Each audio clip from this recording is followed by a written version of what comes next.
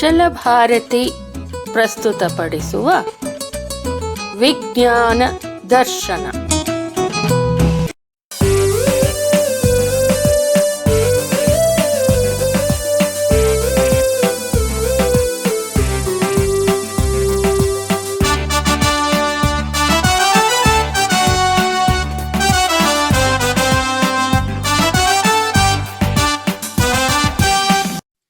ಪಾಠ 10 ಜನವಸತಿಗಳು.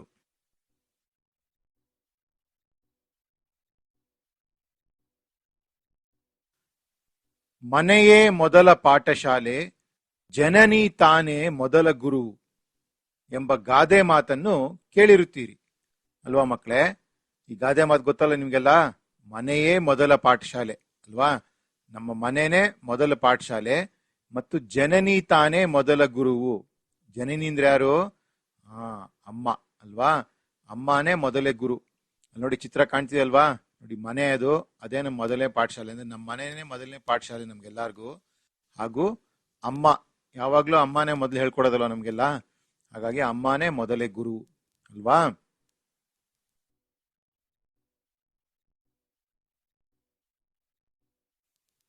ಮನೆ ನಮ್ಗೆಲ್ಲ ಗೊತ್ತಿರುವ ಪದ, ಎಲ್ಲರಿಗೂ ಗೊತ್ತಲ್ವಾ ಮನೆ ಅಂದ್ರೆ ಏನು ಅರ್ಥ ಆಗತ್ತಲ್ವಾ? ಚಿತ್ರ ನೋಡಿ, ಅಲ್ಲಿ ಅಲ್ಲೊಂದು ಮನೆ ಕಾಣ್ತಿದೆ.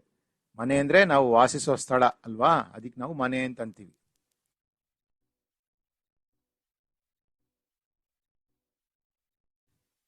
ಆದಿಮಾನವರು ಗುಹೆ ಮತ್ತು ಮರದ ಪೊಟರೆಗಳನ್ನು ಆಶ್ರಯಿಸಿ ಬಿಸಿಲು, ಮಳೆ, ಗಾಳಿ ಹಾಗೂ ಕಾಡು ಪ್ರಾಣಿಗಳಿಂದ ರಕ್ಷಣೆ ಪಡೆಯುತ್ತಿದ್ರು. ನಿಮ್ಗೆ ಗೊತ್ತಲ್ಲ ಮಕ್ಕಳೇ, ಆದಿಮಾನವರು ಅಂದ್ರೆ ತುಂಬಾ ಸಾವಿರಾರು ವರ್ಷಗಳ ಹಿಂದೆ ಮನುಷ್ಯರು ಮೊದಲು ಯಾಕೆ ಒಂದ್ ಕಡೆ ಇರಕ್ ಶುರು ಮಾಡಿದ್ರು? ಈ ತರ ಗುಹೆಗಳು ಅಥವಾ ಮರದ ಪೊಟರೆಗಳಲ್ಲಿ ವಾಸಿಸಕ್ ಶುರು ಮಾಡಿದ್ರು. ಯಾಕೆ? ಈಗ ಬಿಸಿಲಿಂದ ರಕ್ಷಣೆ ಪಡೆಯೋದಕ್ಕೆ, ಮಳೆ ಬಂದಾಗ ಗಾಳಿ ಮತ್ತೆ ಕಾಡು ಪ್ರಾಣಿಗಳಿತ್ತಲ್ಲ ತುಂಬಾ. ಚಿತ್ರ ನೋಡಿ ಕೆಳಗಡೆ ಕಾಣ್ತಾ ಇದೆ ಅಲ್ವಾ? ಅಲ್ಲಿ ಎಡಗಡೆ ಚಿತ್ರ ನೋಡಿ, ಹಿಂದ್ಗಡೆ ಒಂದು ಯಾವ್ದೋ ಒಂದು ಆನೆ ತರ ಒಂದು ಪ್ರಾಣಿ ಓಡ್ತಾ ಇದೆ ಅಲ್ಲಿ ಹಿಂದ್ಗಡೆ, ಕಾಣುತ್ತಾ ಎಲ್ಲಾರ್ಗುನುವೆ? ಈ ರೀತಿ ಕಾಡು ಪ್ರಾಣಿಗಳು ತುಂಬಾ ಇತ್ತು. ಅವುಗಳಿಂದ ರಕ್ಷಣೆ ಪಡೆಯಲು ಏನ್ ಮಾಡ್ತಿದ್ರು ಅವರೆಲ್ಲ? ಈ ತರ ಗುಹೆಗಳು, ಬಲಗಡೆ ಚಿತ್ರ ನೋಡಿ, ದೊಡ್ಡದೊಂದು ಗುಹೆಯಲ್ಲಿ ವಾಸಕ್ಕೆ ಶುರು ಮಾಡಿದ್ರು. ಅಥವಾ ಮರದ ಪೊಟ್ರೆಗಳು, ಅಲ್ಲೆಲ್ಲ ವಾಸಕ್ಕೆ ಶುರು ಮಾಡಿದ್ರು.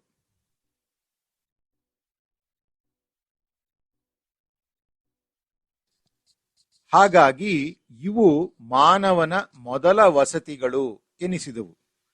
ನೋಡಿ ಮತ್ತೆ ಚಿತ್ರ ನೋಡಿ, ಕಾಣುತ್ತಲ್ವಾ ಅಲ್ಲಿ? ಈ ರೀತಿ ಒಂದು ಗುಹೆನಲ್ಲಿ ಅಲ್ಲಿ ಎಲ್ಲ ಇದಾರೆ, ಅಲ್ಲಿ ನೋಡಿ ಕಾಣ್ತಾ ಇದೆ ಚಿತ್ರ ಅಲ್ಲಿ. ಆ ರೀತಿ ಮೊದಲು ಈ ತರ ಇವುಗಳೇ ಮೊದಲ ವಸತಿಗಳು ಮಾನವನಿಗೆ. ಅಂದ್ರೆ ವಾಸಿಸಕ್ಕೆ ಶುರು ಮಾಡಿದ್ದು ಮಾನವರು ಈ ತರ ಗುಹೆಗಳು ಅಥವಾ ಮರದ ಪೊಟರೆಗಳಲ್ಲಿ.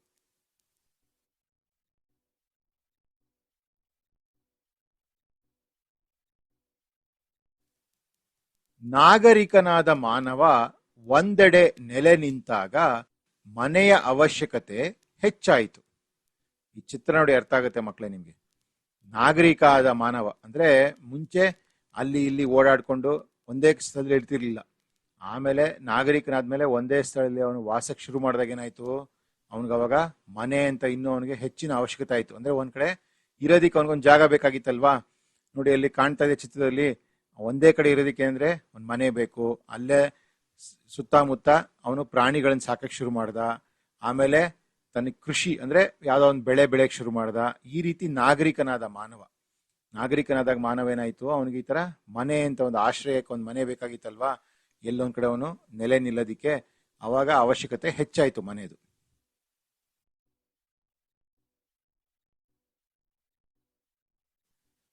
ನಾಗರಿಕ ಮಾನವನಿಂದ ಆರಂಭಗೊಂಡ ವಸತಿ ನಿರ್ಮಾಣವು ಕಾಲ, ಸಮಯ ಹಾಗೂ ಸನ್ನಿವೇಶಕ್ಕೆ ತಕ್ಕಂತೆ ಬದಲಾವಣೆಯಿಂದ ವಸತಿಯ ಅಗತ್ಯತೆ ಹೆಚ್ಚುತ್ತಾ ಹೋಯಿತು. ಈ ರೀತಿ ಶುರು ಆಯ್ತಲ್ಲ, ನಾಗರಿಕ ಮಾನವ ಶುರು ಆಯ್ತಲ್ಲ, ಅಲ್ಲಿಂದ ಆರಂಭಗೊಂಡು ಆಮೇಲೆ ಕಾಲ, ಸಮಯ ಮತ್ತು ಸನ್ನಿವೇಶಕ್ಕೆ ತಕ್ಕಂತೆ, ಅಂದ್ರೆ ಅವನು ಎಲ್ಲೆಲ್ಲಿ ವಾಸಕ್ಕೆ ಶುರು ಮಾಡಿದ್ನೋ ಅಲ್ಲಿ ಸನ್ನಿವೇಶಕ್ಕೆ ತಕ್ಕಂತೆ ಆ ರೀತಿಯ ವಸತಿಯ ಅವಶ್ಯಕತೆ ಬೇರೆ ಬೇರೆ ರೀತಿ ಹೆಚ್ಚುತ್ತಾ ಹೋಯ್ತು. ಚಿತ್ರ ನೋಡಿ ಕಡೆ ಗೊತ್ತಾಗತ್ತಲ್ವಾ? ಎಡಗಡೆ ಚಿತ್ರ ಒಳ್ಳೆ ಒಂದು ಗುಡಿಸಲು ತರ, ಅಂದ್ರೆ ಎಲ್ಲಿ ಹುಲ್ಗಾವಲು ಇರೋ ಕಡೆ. ಬಲಗಡೆ ಚಿತ್ರ ನೋಡಿ, ಅದು ಬಹುಶಃ ಒಂದು ನೀರಿನ ನದಿಯಲ್ಲೋ ಅಥವಾ ಸಮುದ್ರದ ಪಕ್ಕದಲ್ಲಿ. ಅಲ್ಲಿ ನೋಡಿ ಮನೆಗಳನ್ನ ಒಂಥರ ದೊಡ್ಡ ದೊಡ್ಡ ಕೆಳಗಡೆ ಕಂಬಗಳು ನೆಟ್ಬಿಟ್ಟು ಅದ್ರ ಮೇಲೆ ಮನೆ ಕಟ್ಟಿದ್ದಾರೆ. ಯಾಕೆಂದ್ರೆ ನೀರ್ ಬಂದ್ರೆ ಏನು ತೊಂದರೆ ಆಗ್ಬಾರ್ದು, ಅಲೆ ಗಿಲೆ ಬಂದ್ರೆ ತೊಂದರೆ ಆಗ್ಬಾರ್ದು ಅಂತ. ಕಾಣ್ತಾ ಇದೆ ಚಿತ್ರ ನಿಮ್ಗೆ ಮಕ್ಕಳೇ? ಈ ರೀತಿ ಸನ್ನಿವೇಶಕ್ಕೆ ತಕ್ಕಂತೆ, ಅವಶ್ಯಕತೆಗೆ ತಕ್ಕಂತೆ ಅವನ ವಸತಿ ಅಗತ್ಯತೆ ಹೆಚ್ಚುತ್ತಾ ಹೋಯ್ತು. ಬೇರೆ ಬೇರೆ ರೀತಿ ವಸತಿಗಳನ್ನ ಅವನು ಹುಡ್ಕೋತಾ ಹೋದ.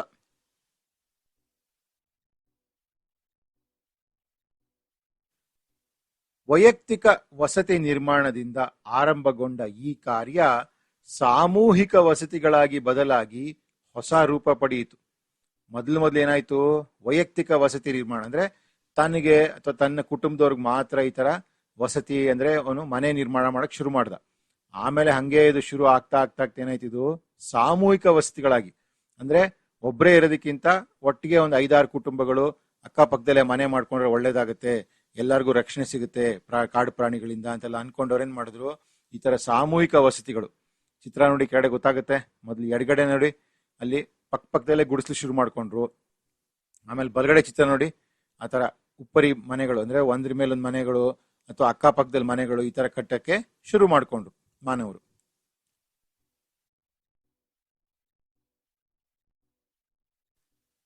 ಈ ಪಾಠವನ್ನು ಕಲಿತ ನಂತರ ನೀನು ಸಾಮೂಹಿಕ ಹಾಗೂ ವೈಯಕ್ತಿಕ ವಸತಿ ಯೋಜನೆಗಳ ಬಗ್ಗೆ ತಿಳಿಯುವೆ. ಗ್ರಾಮೀಣ ಹಾಗೂ ನಗರಗಳ ವಸತಿ ಸಮಸ್ಯೆಗಳನ್ನು ಅರ್ಥೈಸಿಕೊಳ್ಳುವೆ. ಈಗ ಈ ಪಾಠನ ಮುಂದೆ ನೋಡೋಣ ಬನ್ನಿ.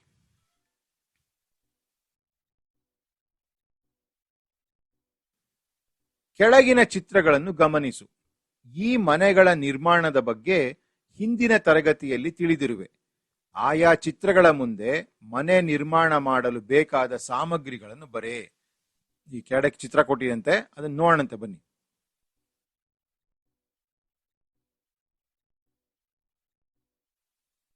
ನೋಡಿ, ಮನೆಯ ವಿಧ ಯಾವ ತರ ಚಿತ್ರ ಕಾಣ್ತಾ ಇದೆ ಮಕ್ಕಳಿಲ್ಲಿ? ಒಂಥರ ಗುಡಿಸಲು ತರ ಚಿತ್ರ ಅಲ್ವಾ ಇದು? ಹಾಗಾಗಿ ಇದು ಮನೆಯ ವಿಧ ಏನಾಗತ್ತೆ? ಇದು ಗುಡಿಸ್ಲು. ಈ ಮನೆ ಕಟ್ಟಲು ಬೇಕಾದ ಸಾಮಗ್ರಿಗಳೇನು? ಗುಡಿಸ್ಲು ಕಟ್ಟಕ್ಕೆ ಏನೇನ್ ಬೇಕಾಗತ್ತಪ್ಪ ನಮ್ಗೆ? ಮರದ ಕಟ್ಟಿಗೆ ಬೇಕಾಗತ್ತೆ ಅಲ್ವಾ?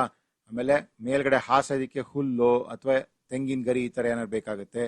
ಮಣ್ಣು ಅಲ್ವಾ? ಗೋಡೆಗೆಲ್ಲ ಮೆತ್ತೋದಿಕ್ಕೆ ಮಣ್ಣು ಈ ತರದೆಲ್ಲ ಬೇಕಾಗತ್ತೆ. ಇದು ಬೇಕಾದ ಸಾಮಗ್ರಿಗಳು.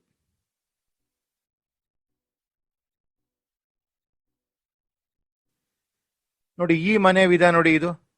ಓಹೋ, ಇದು ಹೆಂಚಿನ ಮನೆ ಅಲ್ವಾ? ಎಲ್ಲಾ ಕಡೆ ಹೆಂಚು ಕಾಣ್ತಾ ಇದೆ, ಕೆಂಪು ಹೆಂಚಲ್ವಾ? ಈ ತರ ಹೆಂಚಿನ ಮನೆಗೆ ಕಟ್ಟಲು ಬೇಕಾದ ಸಾಮಗ್ರಿಗಳೇನು? ಇಲ್ಲೂ ಮತ್ತೆ ಮರದ ಕಟ್ಟಿಗೆ ಬೇಕು, ಹೆಂಚು ಬೇಕು, ಮತ್ತೆ ಸುಣ್ಣ ಅಥವಾ ಗಾರೆ ಅಲ್ವಾ? ಈ ತರ ಗೋಡೆಗಳು ಮಾಡೋದಕ್ಕೆ ಸುಣ್ಣ ಗಾರೆ ಎಲ್ಲ ಬೇಕಾಗತ್ತೆ.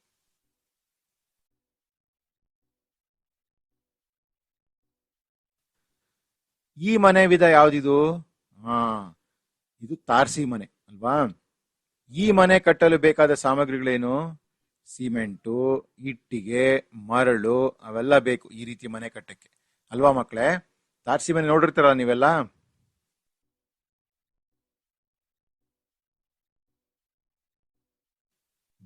ಗುಡಿಸಲು, ಹೆಂಚಿನ ಮನೆ ಮತ್ತು ಕಾಂಕ್ರೀಟ್ ತಾರಸಿ ಇರುವ ವಿವಿಧ ರೀತಿಯ ಮನೆಗಳಲ್ಲಿ ಜನರು ವಾಸಿಸುತ್ತಾರೆ. ಮತ್ತೆ ಅದನ್ನೇ ಹೇಳಿದೆ ನೋಡಿ, ಚಿತ್ರ ನೋಡಿ ಗೊತ್ತಾಗತ್ತಲ್ವಾ? ಮೇಲ್ಗಡೆ ಗುಡಿಸು ಚಿತ್ರ ಇದೆ, ಆಮೇಲೆ ಮೇಲ್ಗಡೆ ನಿಮ್ಗಲ್ಲಿ ಬಲ್ಗಡೆ ನೋಡಿ ಅದು ಹೆಂಚಿನ ಮನೆ, ಕೆಳಗಡೆ ಈ ರೀತಿ ಕಾಂಕ್ರೀಟ್ ತಾರಸಿ ಮನೆ. ಈ ರೀತಿ ಬೇರೆ ಬೇರೆ ಮನೆಗಳಲ್ಲಿ ಅಂದ್ರೆ ಬೇರೆ ಬೇರೆ ರೀತಿಯ ವಿವಿಧ ರೀತಿಯ ಮನೆಗಳಲ್ಲಿ ಜನರು ವಾಸಿಸಕ್ಕೆ ಶುರು ಮಾಡಿದ್ರು.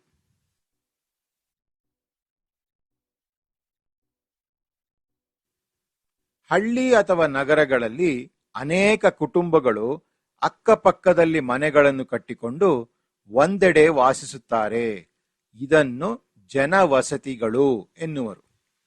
ಗೊತ್ತಲ್ಲ ಮಕ್ಕಳೇ, ಹಳ್ಳಿಲಾಗ್ಲಿ ಅಥವಾ ನಗರಗಳಲ್ಲಿ ಅನೇಕ ಕುಟುಂಬಗಳು ಎಲ್ಲರೂ ಅಕ್ಕಪಕ್ಕದಲ್ಲೇ ಮನೆಗಳನ್ನ ಕಟ್ಕೊಂಡಿರ್ತಾರೆ.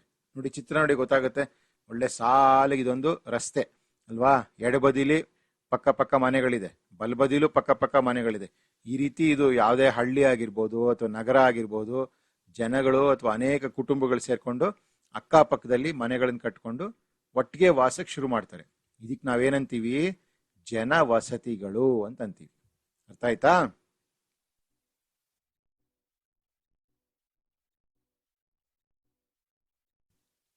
ಹೀಗೆ ಮಾಡು. ನಿನ್ನ ಹಳ್ಳಿಯ ಓಣಿ ಅಥವಾ ನಗರದ ಬೀದಿಗಳನ್ನು ನೀನು ಗಮನಿಸು. ಇವು ಸಾಮಾನ್ಯ ಜನವಸತಿ ಪ್ರದೇಶಗಳು. ಇಲ್ಲಿ ಸಾಮಾನ್ಯವಾಗಿ ಕುಟುಂಬಗಳು ವೈಯಕ್ತಿಕ ವಸತಿ ನಿರ್ಮಾಣ ಮಾಡಿಕೊಂಡು ಜೀವನ ನಡೆಸುತ್ತಿರುತ್ತಾರೆ. ಈ ಜನವಸತಿ ಪ್ರದೇಶಗಳಲ್ಲಿ ಕಂಡುಬರುವ ಸಾಮಾನ್ಯ ಅಂಶಗಳನ್ನು ಕೆಳಗೆ ನೀಡಿದೆ. ನೀನು ಗಮನಿಸಿದ ಇತರೆ ಅಂಶಗಳನ್ನು ನಿಗದಿಪಡಿಸಿದ ಜಾಗದಲ್ಲಿ ಬರೆ. ನೀವೇನ್ ಮಾಡಿ, ನೀವು ಹಳ್ಳಿಲಿ ವಾಸವರಾಗಿದ್ರೆ ನಿಮ್ಮ ಹಳ್ಳಿಯ ಓಣಿ ಆಗಿರ್ಬೋದು, ಅಥವಾ ನಗರದಲ್ಲಾಗಿದ್ರೆ ಯಾವುದೋ ಒಂದು ಬೀದಿಲಾಗಿರ್ಬೋದು, ಇದು ನೀನ್ ಗಮನಿಸು. ಅಲ್ಲಿ ಇವೆಲ್ಲ ಏನಂತೀವಿ, ಸಾಮಾನ್ಯ ಜನವಸತಿ ಪ್ರದೇಶಗಳು.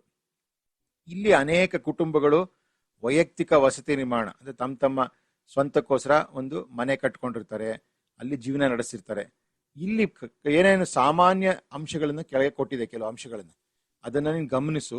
ಅದಲ್ದೇನೆ ಇನ್ಯಾವ್ದಾರು ಹೆಚ್ಚಿನ ಅಂಶಗಳನ್ನ ಇದ್ರೆ ಅದನ್ನ ಅಲ್ಲಿ ಬರಿಬೇಕು. ಮಾಡ್ತೀರಾ ಎಲ್ಲಾರು?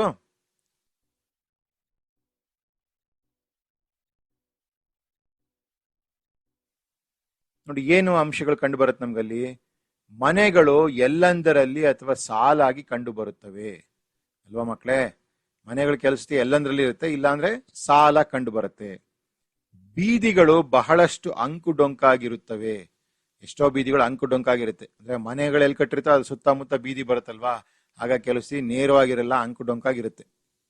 ಜನವಸತಿ ಪ್ರದೇಶದಲ್ಲಿ ಬೀದಿ ದೀಪದ ವ್ಯವಸ್ಥೆ ಮಾಡಲಾಗಿರುತ್ತದೆ. ಇದು ನಗರಗಳಲ್ಲಿ ಹೆಚ್ಚಿಗೆ ಇರುತ್ತೆ, ಹಳ್ಳಿಗಳಲ್ಲಿ ಶುರು ಆಗಿದೆ ಈಗ. ಜನವಸತಿ ಪ್ರದೇಶ ಎಲ್ಲಿ ಇರ್ತೀವೋ ಅಲ್ಲಿ ಬೀದಿ ದೀಪದ ವ್ಯವಸ್ಥೆ ಇದೆ. ಅಂದ್ರೆ ಆ ರಸ್ತೆ ಆ ಕಡೆ ಈ ಕಡೆ ಕಂಬಗಳನ್ನ ನೆಟ್ಬಿಟ್ಟು ಅಲ್ಲಿ ಬೀದಿ ದೀಪದ ವ್ಯವಸ್ಥೆ ಮಾಡಿರ್ತಾರೆ. ಈ ರೀತಿ ಇನ್ಯಾವ ಸಾಮಾನ್ಯ ಅಂಶಗಳಿದೆ ನೋಡಿ ಅಲ್ಲಿ ಕೆಳಗಡೆ ಬರೀರಿ. ಮಾಡ್ತೀರಾ ಎಲ್ಲಾರು?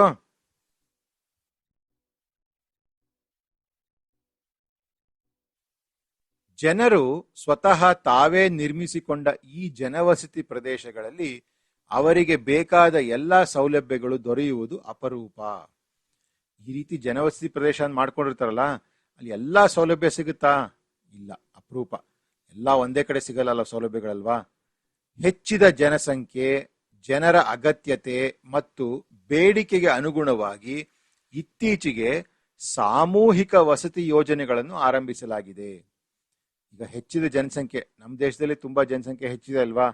ಆಮೇಲೆ ಜನರ ಅಗತ್ಯತೆ, ಯಾವ ರೀತಿ ಅಗತ್ಯತೆಗೆ ನೋಡಿಕೊಂಡು ಮತ್ತು ಬೇಡಿಕೆ ಇರುತ್ತೆ, ಇದಕ್ಕೆ ಅನುಗುಣವಾಗಿ ಇತ್ತೀಚೆಗೆ ಏನಾಗಿದೆ, ಈಗ ಸಾಮೂಹಿಕ ವಸತಿ ಯೋಜನೆಗಳನ್ನ ಹಲವಾರು ಕಡೆ ಆರಂಭಿಸಲಾಗಿದೆ.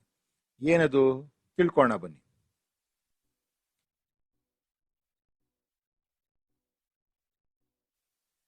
ನೋಡಿ, ಕೆಳಗಿನ ಚಿತ್ರಗಳು ಸಾಮೂಹಿಕ ವಸತಿಗಳಿಗೆ ಉದಾಹರಣೆಗಳಾಗಿವೆ. ಕೆಳಗಡೆ ಚಿತ್ರ ನೋಡಿ ಮಕ್ಕಳಲ್ಲಿ, ಎಡಗಡೆ ನೋಡಿ, ಆತರ ಸಾಲಾಗಿ ಮನೆಗಳು ಕಟ್ಟಿದೆ ಅಲ್ಲಿ ಪಕ್ಕ ಪಕ್ಕ ಪಕ್ಕ ಪಕ್ಕ ಅಲ್ವಾ. ಇದು ಸಾಮೂಹಿಕ ವಸತಿಗೆ ಉದಾಹರಣೆಗಳು. ಬಲಗಡೆ ಚಿತ್ರ ನೋಡಿ, ಅಲ್ಲೂ ಗೊತ್ತಾಗತ್ತಲ್ವಾ, ಪಕ್ಕ ಪಕ್ಕ ಮನೆಗಳು ಕಾಣ್ತಾ ಇದೆ, ಅಲ್ಲಿ ಎಷ್ಟೋ ಮನೆಗಳಿದೆ ಅಲ್ಲಿ. ಇವೆಲ್ಲ ಸಾಮೂಹಿಕ ವಸತಿಗಳಿಗೆ ಉದಾಹರಣೆಗಳಾಗಿವೆ.